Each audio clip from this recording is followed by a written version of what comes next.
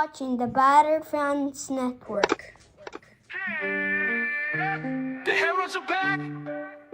Beards talking balls, rapping pink and black.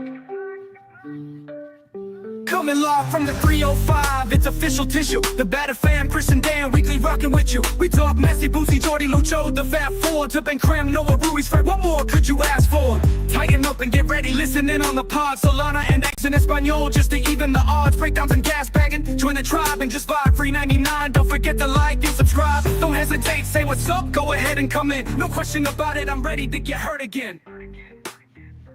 No question about it, I am ready to get hurt again.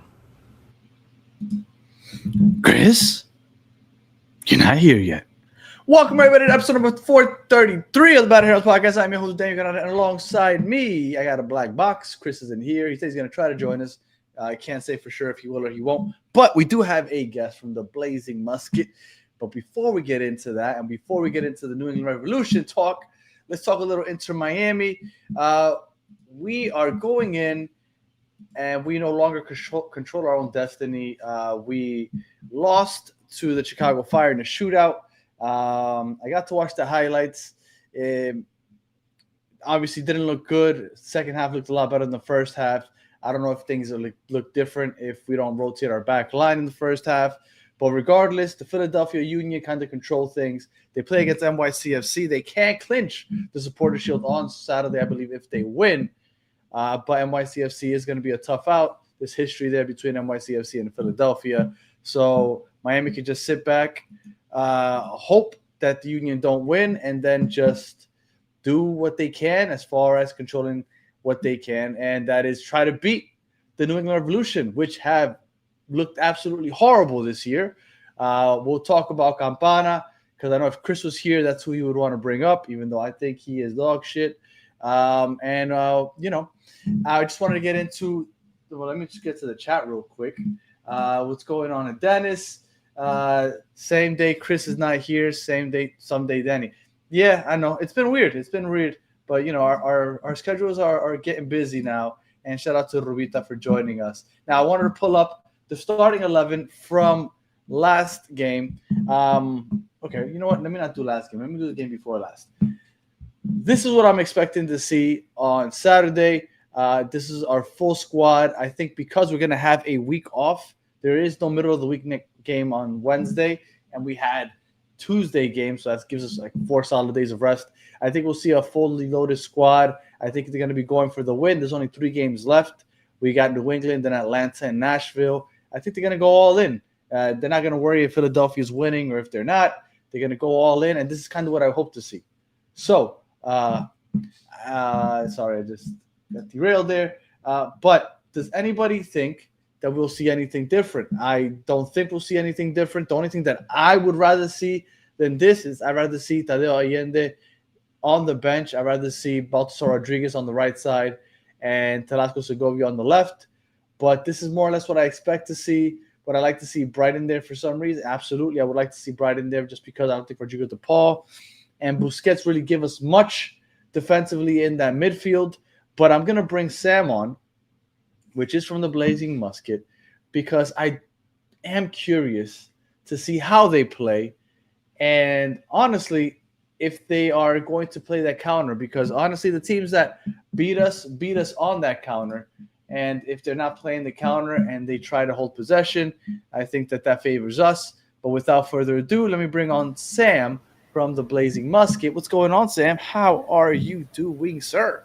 I'm doing good, Daniel. Doing good. Glad to be joined by a fellow Yankees fan. I know probably not a lot of people would expect that from someone up in Massachusetts, but very much excited that it looks like the Yankees are, looks like they could be advancing to the ALDS. Knock on wood. Hopefully that would be great news for Yankee fans. And surprisingly, there are a lot of I've seen and ran into Miami fans that are also Yankee fans. Dennis Lopez, I guess, not being one of them. But getting back to the pitch, before we get into how the Revs are going to play, the Revs season, they brought in Campana. I think that they were expecting, obviously, a much better result. I know Chris predicted there would be a playoff team. Caleb Porter was showing the door not too long ago. could you just sum up in a couple of words the Revs season? Yeah, I mean, I can honestly probably just sum it up in one word, just terrible. But, it was really just Caleb Porter's time to go. And I think just a lot of underperformance, whether it be someone like Caleb Porter just wasn't getting the most out of his guys. But then also, too, you mentioned Leo Campana. He was someone that was brought in for over $2 million in GAM. And I remember being on a prediction show before the start of the season, a Revolution podcast, and we were predicting how many goals Campana would score. And I said 10, and people could not believe I would say such a low number. Obviously, it looks like if he scored 10 goals, would be quite lucky. So he's been a massive, 7, right? I believe so, yes. And, injuries have hampered him, and he's really struggled to find the back of the net. And, you talk about how teams will look to play. I think under Caleb Porter, this team would probably look to be very possession-based, very much hold on to the ball and try and see if they could force Miami into a mistake, which I would say based on history and especially New England Revolution history against Miami wouldn't exactly work out. Looking at interim head coach Pablo Moreira really seems to want the guys to play a bit more freely, has more of a willingness to kind of look to be on the front foot and maybe try and force teams to play how the Revolution want them to play, would expect them to see pressing, but not hold the ball up as much, really try to potentially get built on the counter, looking at the 2 goals that the Revolution scored in their last game. Both were rather quick in terms of being able to get up the field. So overall, it's been just a season of massive underperformances. You saw Caleb Porter get the door. There's questions if Curtin Offal will get the door. But it seems like as of right now, things are looking a little bit better, and there's some hope for fans. Obviously, it all depends on who they bring in as head coach for what 2026 will look like. Are you familiar with the Mandela effect? I am familiar with the Mandela effect. I feel like that is what Campana has kind of. That's why he got paid that money, because he had like a decent stretch for Inter Miami, and somehow we've taken that like month or two and stretched it out into like his 2 or 3 year career with Miami, and everybody believes that that's true and that was his performance. So I don't think many here in Miami people expected him to do very well in New England, and so I'm surprised that you also predicted only 10 goals. Yeah, definitely. I feel like when he was acquired, there were some concerns. Obviously, he was on the Miami team, and a lot of, I guess, he was forced to bench role, and a lot of his success, wasn't really sustained. I think his most goals were about 11 or 12 or, something in that range. And I think really what it came down to is just injuries. He just has been unable to stay healthy. I believe he's been hurt on 2 or 3 separate occasions, has had some hamstring issues, and then now had an abductor issue. So really difficult for him to get involved. Obviously, part of it is that the Revolution just kind of struggled in their attack. But when you're acquired for your, $2.5 million in GAM, you have to be able to create on your own. Obviously, the Revs have brought in another striker, Dor Turgeman, and he seemed to really unlock Campana in the sense that it was 2 traditional strikers playing next to each other, which for the Revs is apparently a foreign concept. But, for the rest of the soccer community, if you get 2 strikers playing next to each other, they can perform quite well. So maybe Campana will finally find his form. But like you said, I don't know if it was a gamble necessarily on Campana. I think the Revolution needed a striker. And I just think you look at the dollar amount. Maybe the Revs didn't have to spend $2.5 million in GAM to get him. You think that Campana is going to suit up on Saturday? I would imagine so. Is he going to start it up? He came off the bench. He did get a decent amount of time off the bench. I would like to think that there's potential. The only other reason I would see him not starting is that they want to save Dor Turgeman and Leo Campana for the second half. Because if you bring in someone like Luca Langoni, he's really someone who can kind of press the opponent starting from the front. Maybe they want to do that to try and force a mistake from Miami. But I wouldn't be surprised. I definitely think there's a good chance that we see Leo Campana get the start. I thought the trio of Langoni, Gil, and Campana might be enough to get in New England into the playoffs. Carlos Gil, has he taken a step back, or what's going on with him? Because he was that guy just a couple years ago, MVP. Yeah, I mean, I think he still is that guy, and just maybe, not on the same MVP level. I think definitely this year without Carlos Gil, the Reds would be probably the worst team in all of MLS, I would say. So really think that he's been able to show up once again, leading goal scorer, and pretty much has been their entire attack and the heartbeat of the team. So without him, I don't think they're doing as well. I think, there's been occasions where you see maybe cracks in the armor in the sense that he'll have an off night where usually he was someone who would consistently be able to perform at a high level. Luckily, he hasn't struggled with injuries as much, but that's also always a concern. But like you said, especially Carles Gil, Luca Langoni, Thomas Shankali, when you bring all these guys together, you expect goals and you expect to be a contender in the Eastern Conference. And that just wasn't the case. And so that's why we saw Caleb Porter get fired. Again, not even just, the lack of attack, just really underperformance all around. So overall, I think Carles Gil has done well. He obviously isn't maybe that MVP caliber player, but he's still definitely a top midfielder in MLS. And they're expecting him back next year? Yes, I believe he's under contract for one more year after this season. So next year will kind of be the contract year. It's always interesting to see. I think always the question is Carlos bought in? Does he still want to be here? I mean, he loves Boston, loves the area, but he's someone who should be competing for trophies, whether it's in MLS or wherever he wants to play, I would say.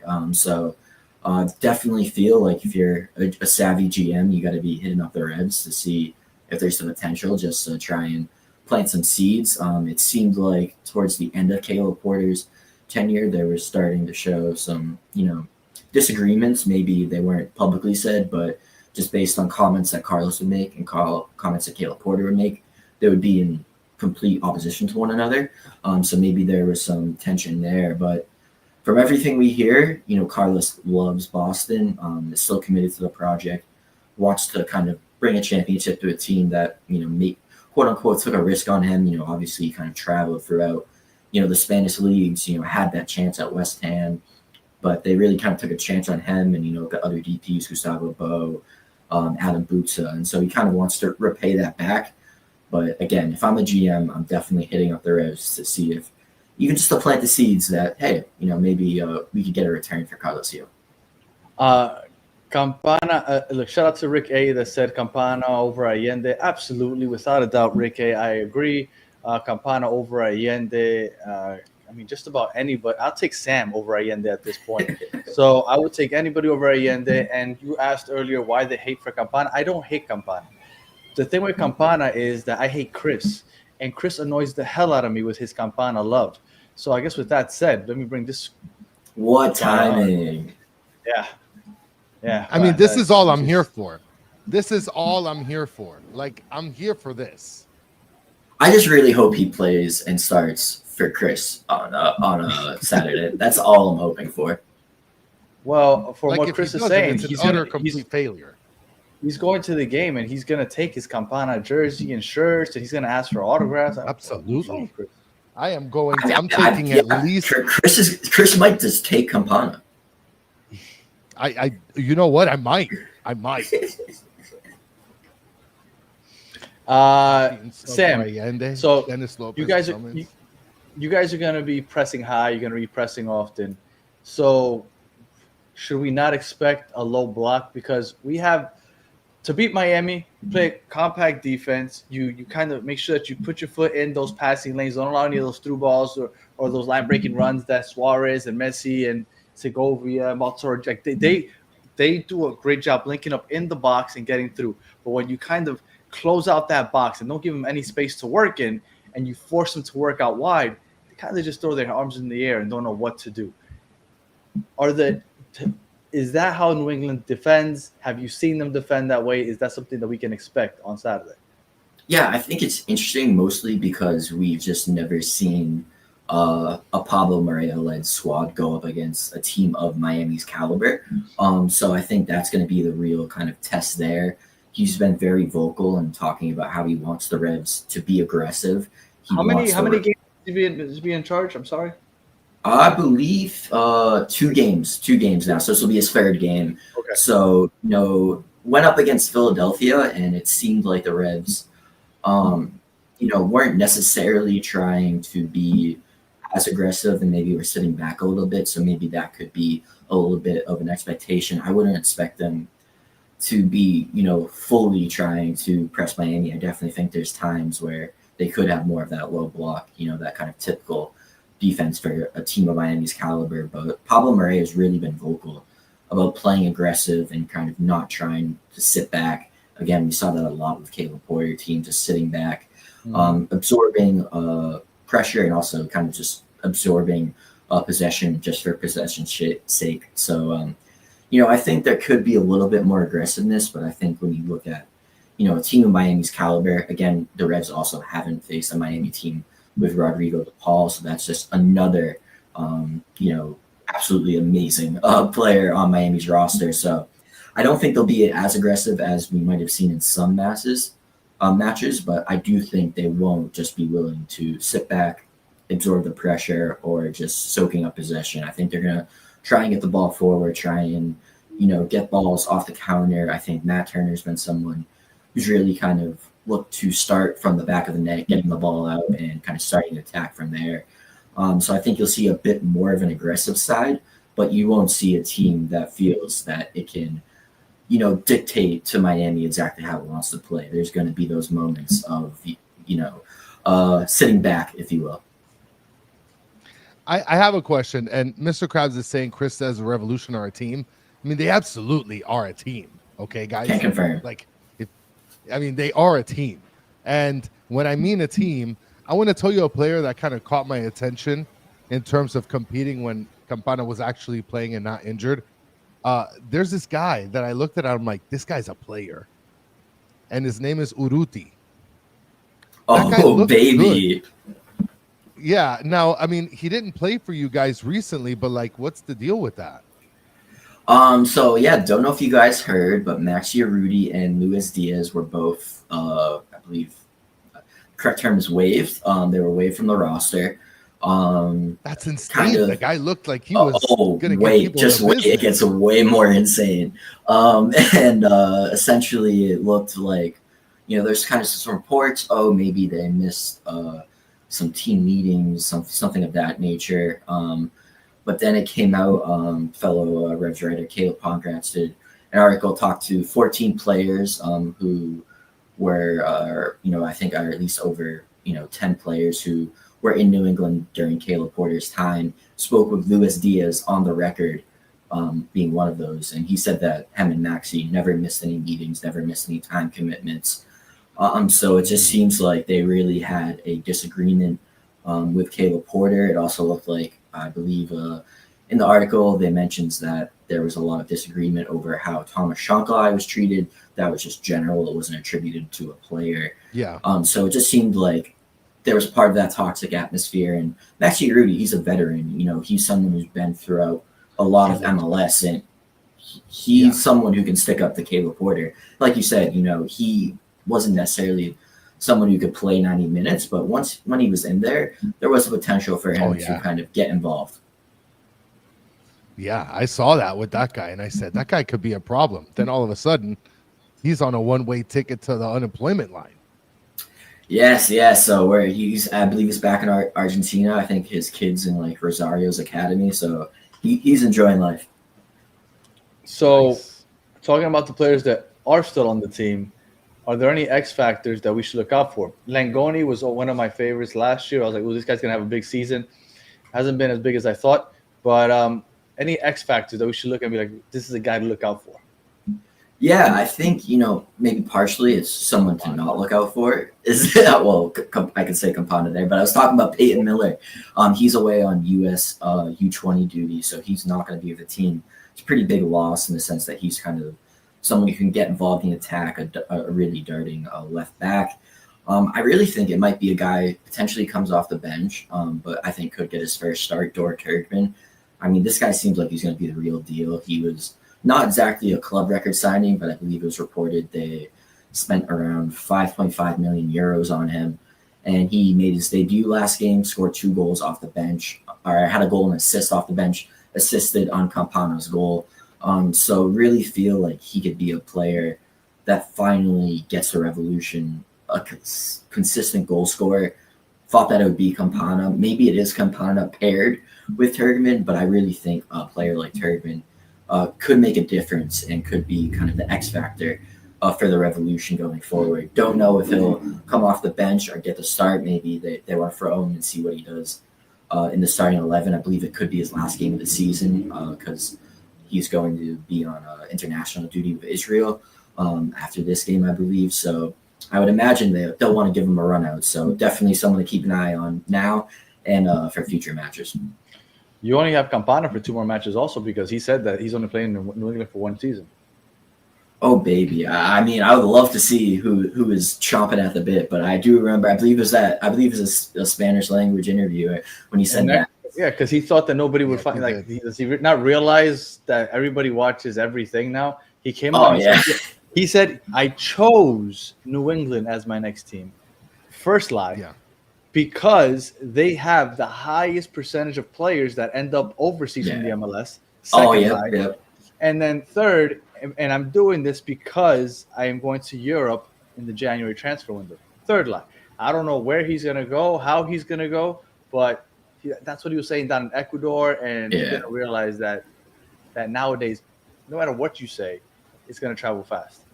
Oh, Daniel, you just reminded me to pull that up. Just gonna find that interview, just throw it out into the social media space, and just let it do what it do. But yeah, I mean, well, my favorite thing was that he said that he chose New England. No, I chose to go to New England because me and my people looked that's how it works. And the percentage of highest percentage of players from the MLS that end up in Europe come from New England. So that's why I chose to go to New England. And I remember I'm looking at this, I'm like, man, this guy doesn't realize that no matter what he says, if it's on social media, it's gonna get out. So I just thought it was silly. No, yeah, man. I felt even in MLS. I felt so bad for Campana because the moment that this deal got dealt, he went on a plane, went to Massachusetts, got off the plane and exited the airport to like 14 inches of snow just everywhere. It was just awful. Like the kind of weather he had to change to. He must have been crying tears of ice from his eyes. Oh man, it's not even him. Like I remember it, like Luca Langoni, especially coming like straight from Argentina. That man hates the cold. So he was very excited when the Revs went down to Florida for preseason and stuff like that. Thomas Shankla is also another player who's like always bundled up. So yeah, I don't blame him for the weather. Just wish could score a bit more goals and stay a bit more healthy. Absolutely. All right, Sam, you look like a degenerate gambler. So let's say you are a degenerate gambler, and you decide, you know what, I'm gonna put the house on Miami. I'm betting everything, the dog included. Everything's going on. This game, Miami in the money line, and then Saturday comes, you get this weird little feeling in your tummy. You're like, you know what, I probably shouldn't have done that, but it's too late to go back. I need to make sure that Miami wins. So you find your way to Miami, get to Chase Stadium, and then for some reason you have access to Mascherano. You walk up to him, and then you whisper in his ear, "This is how you beat the Revolution." What are you telling him? Remember, the house is on the line, so it's got to be good. I mean, honestly, just beat. I mean, honestly, just play Lionel Messi. That's pretty much it. But I think you just gotta be patient. I mean, I think we've seen it before. The Revs just go up a goal for some reason on Miami, and then all of a sudden, it almost wakes Miami up a little bit. I just think, when you look at the talent on the field, I think as long as they start the likes of Busquets, Suarez, Rodrigo De Paul, Messi, Jordi Alba. I mean, as long as you have those guys, you're going to beat the Revs. I think this team just isn't built to beat a team like Miami. They just don't have all the guys. I mean, the strength is probably right now. I would say it's their goalkeeper. Previously, I would say their back line. Matt Turner's been good. He's been able to make some, great saves, and I think that could be the only thing that kind of keeps Miami off the scoreboard. It's just like a Matt Turner. That's what Toronto did to us. We got Sean Johnson last Saturday, and that's how we ended up drawing with Toronto. Yeah, so I think you have that. The back line has largely performed well, but I think really not having Peyton Miller there. Don't know if Eli Feingold will make the starting 11. And Mamadou Fofana had a good start to the season, but has kind of waned off. Really, their best overall defender, I would say, is Brian Ceballos. He's probably going to be named a Defender of the Year. At least got my vote. He's you know, quick. he's very quick. Likes to get physical. I mean, there was a play in the New York Red Bulls match where, I mean, if you saw it on Sports Center's like jacked up NFL clips, you'd have thought it was from there. Like he absolutely sent a New York Red Bulls player probably flying 6 feet. Like it was absolutely insane. So I think if he can be physical, maybe he can get into Miami's head. But I just think based on the talent they have, be patient, wait for maybe New England to get a little. I think I said this too last time. Wait for New England to maybe get a little confidence, try and get on the counter, and then just immediately just kind of tear it apart. I imagine, you know, again, Messi, the Paul Suarez, they'll be able to get through the midfield. They'll be able Paul's to. overrated. Ooh, I just can't Paul's believe. a garbage bag. Okay, Oh, I didn't say all that. Like Chris is he is, taking it over the top, man. I just said overrated from what we've seen so far. It's Like, pretty equal. No, it's not. So Guys, far, he's just been running around. That's it. Rodrigo de Paul for Leo Campana. Who says no? That's all I'm saying. I wouldn't take Campana back unless it's for Allende. I'll trade him for Allende. De Paul and Allende for Campana. There you go. I might think about it. But yeah, Miami's got the talent. They just gotta be patient and wait for the right moment to strike. Chris, I have a question for you, Sure. and I forgot it. So let's keep going. Is it Campana related? I thought it was, but then my wife texted me, and then it just threw me off. I'm sorry. She strikes again. Well, I mean, I don't know. We're just sitting on a air burger right now. Oh my god, it was such a good one too. It was. I know it was a good one. Well, let me just throw this question up here while I try to remember. Will Campana celebrate if he scores? Absolutely. The hardest part's going to be scoring. So yeah, if that poor man scores, He's getting a brace. He's getting a brace, Sam. Lock in. No. This is Leo. This is Leo versus Leo, Sam. This is I remember Leo what my question season. was now. Now that you said Leo, I remember what my question was now, Chris. Do you think that Messi will finally conquer his demons? Messi is scared of U.S. men's national team goalkeepers. Oh, he got Guzan last year. He got Sean Johnson last week. We got Matt Turner coming up. Will Messi conquer his demons? I think he will. I mean, he's a good goalkeeper. I don't know. Listen, last week he literally played and had no goals. So I don't know, Danny. I mean, we expected better from Messi last week, and we didn't get it, right? No, and he played well. It's just he got Sean Johnson, right? And then everybody wants to clown on me because I said that Toronto is a team, and guess what? They were a team that we tied with. And Brady, another American, and he didn't score, and that's Brady. Like he looks like another American. Is America. No, he is American. No, he is America. That's what he is. Okay. And so, in my opinion, like with the way things have been trending, do I think that Messi is going to score? No, I think that other people are going to score. I mean, look, with Messi, you just never know. Like, you know that at least you have something there in the pocket, and he's always going to be able to create and do something. But it's Leo versus Leo, my guy. Like, in the Rubita, relax. I'm just having a little fun. I'm gonna get killed in the chat by the way by Jimmy Smith or whatever. Who is that? What's that person's name? Jimmy Smith, Jenny Smith, something. There's somebody that kills us every episode. They put like 3 or 4 paragraphs, and it's just insulting our football knowledge. So and they keep tuning in. Kudos to them. Shout out to them. Yeah, I love people that tune in and just say that we suck at our football knowledge, because you can go listen to people that write papers and go sit in the boxes up there. They know the same shit we know. Like, what are they getting? What are they getting? We give ourselves so much credit. I don't know if they Well, with that said, Chris loves the haters. I don't love the haters. I'm just okay with them. I'll hang out with them. I'll kick it with them and have a beer, have a coffee, whatever. It's prediction time. Potter's my guy. Sam, what is your prediction for Saturday's game against? In your case, against Miami. I'm gonna have to say 3-1 Inter Miami. I think Dor Tergman gets another goal. But I think Miami's Miami and the Revs are the Revs, so that means an Inter Miami win. Okay. You know, Sam, you can't do that. That's unacceptable because because people come on here and they do that, and then we're gonna get duped this Saturday. I mean, that happens. That happens. No, Danny. It happens Yeah, quite a and bit, so yeah. you guys, okay, are sitting. What is it in the 14th or 13th spot? Eternally trapped in 11th, I believe, or 13th, something like that. So, I mean, DC United, we played against them, and we also almost got duped by them, right? We barely walked out with a win, 3-2 against the DC Benteques. So, like, I don't Refs feel comfortable would die with me for a saying 3-2 win over DC United.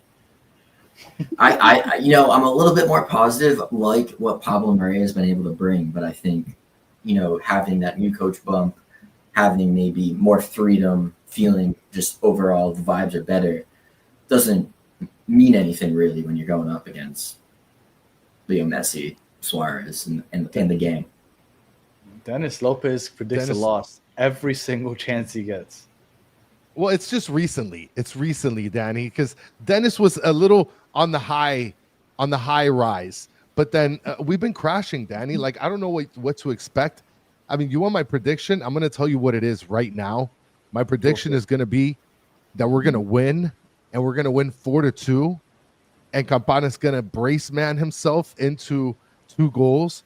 Leo is going to probably score 1 goal. So we're going to see the Leo versus Leo matchup, and Campana is going to come out the victor in that one. Sam said he's not even going to start. I'm here for it. He might not start. He might not start. He's hurt. You know what? He's got this thing circled since he stepped in snow. And I'm pretty sure that he spoke to the coach or whatever. He's like, I need to play this game. This is the second time we played against New England. Did he not play the first one? Here in Miami, no, I don't think he played the first one. I think he was injured. Because he was hurt. If I'm not mistaken. Yeah. And now he's coming back from another injury. Let me tell you something, Sam. Yes. I considered calling DCF on Chris because he, for some reason, purchased his son, Campana. You have Messi on the team. I'm not a fan of Suarez, but you have Suarez. You have Alba. You have Busquets. You have Yannick Bright, and he bought him a Campana jersey. And I was like, Chris, he's probably not going to be here next year. He sucks. And he's like, but that's what he wants. No, it doesn't matter if that's what he wants. That's my son's favorite player. I'm actually with Chris on this one. I respect it. I respect it, Chris. No, absolutely not. Yes. His son wanted it. His son learned that you can make bad decisions. No, Sam. This is the problem because I was having this conversation with Chris yesterday, and he's like, you know what? My son doesn't even like soccer as much as he used to. I was like, you know why? Because you let Campana be his favorite player. No, you know why? Listen, what happens. So now he no longer likes soccer. So then you want him to be like that wants a Michael Jordan jersey. Michael Jordan sucks balls. Okay. Okay. What is this? I don't know. He's an idiot. I don't know. But what I'm saying is, second of all, I like obscure players. He no longer likes soccer. Yeah. Okay, but he no longer likes soccer. That's your fault. He does like. Why can't he like Leo Messi? Why can't he like Leo Messi? I know. I mean, he can like Messi, but like he also liked Campana before Messi. That was like his first favorite soccer player. But do you know what it is to have? Does he even wear that anymore? He has to be. Yes, he does. Yes, he does. He's practicing. He loves it too. That's why he's going to wear it this Saturday. Now. That's why he hates the sport now. No, he doesn't hate the sport, Danny. He just hasn't had as much love for the sport. It's because he's playing VR with his friends half the time. Okay, all I'm saying is. I respect that he wants to like Leo Campana. I get him the Campana jersey. That's his favorite player. Like, yeah, Mike V, you're right. Patrick Ewing is the GOAT. Allen Houston is the GOAT. Let's go. Wow, it's Bill Russell. Bill Russell, guys. Look at them on the Russell. What the hell? That guy played with a bunch of plumbers and a bunch of grocery guys. Like, these guys as a Yankees fan, all that matters is championships. We're about to get 28 rings. Bill Russell, but at least the Yankees were playing against regular players, not Bill Russell playing with Joe Blow down in Boston. Like Babe Ruth was an alcoholic. It might have been the same. No, Babe Ruth was an alcoholic, but everybody was an alcoholic. Bill Russell was literally everybody was a plumber.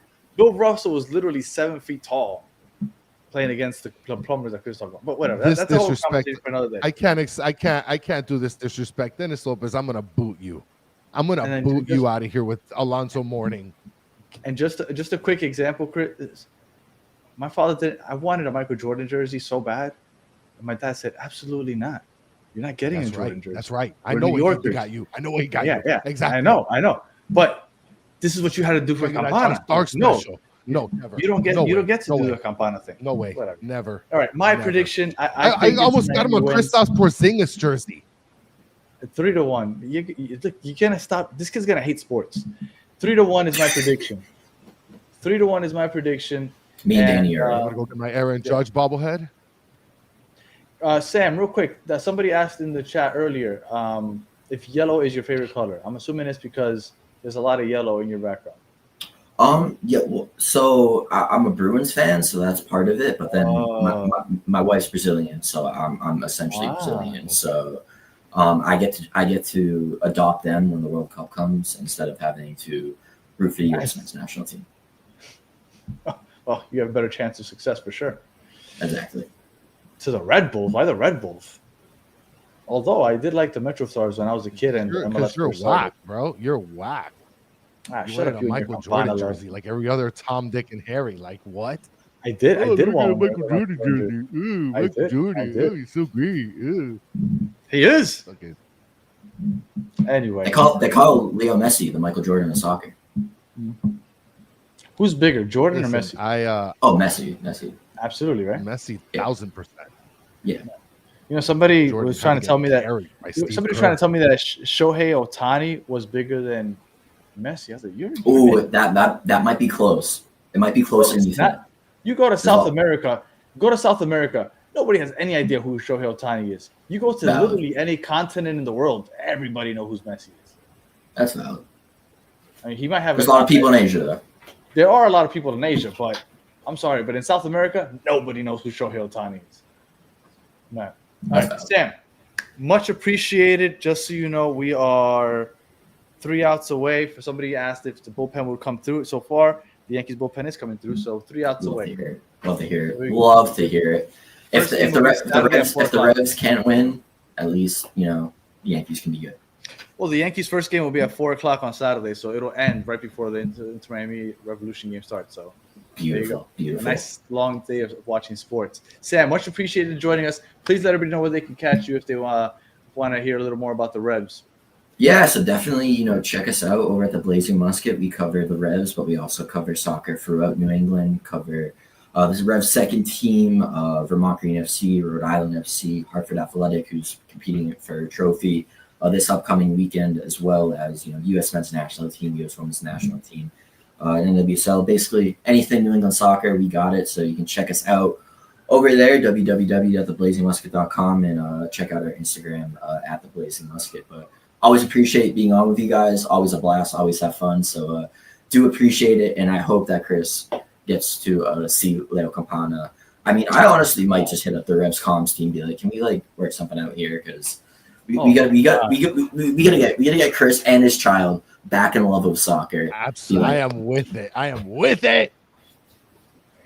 Let's go, Danny. Chris was telling me at the beginning of this year that he wanted to buy him a New England Revolution Campana jersey. I was.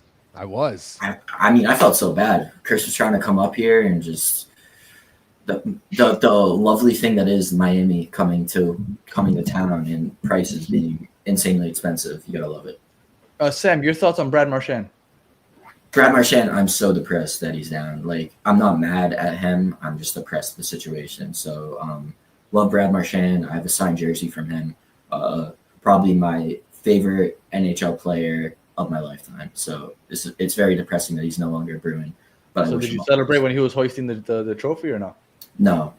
I was internally happy, but the Bruins are terrible now. So I'm glad that Brad is able to succeed. All right, Chris. Any final words? You fucking bitch. Soccer Daddy's asking, "Where's your gift?" We haven't picked it up yet because we're not going to drive an hour plus on a Tuesday to Broward County. So I know I'll be getting mine this Saturday. And Danny, I imagine you're going to get yours in the next game, no? Yeah, because I won't be going to the game on Saturday. I'm going to go to the game the following Saturday against Atlanta, so I'll be getting mine then. Danny hates Campana so much, he's like, I can't be in the same Yeah, stadium. no, that's exactly what it is. Like, he is disturbingly terrible. For Like the Danny. for the record, I don't hate him, but like I was telling Sam earlier, it's the Mandela effect.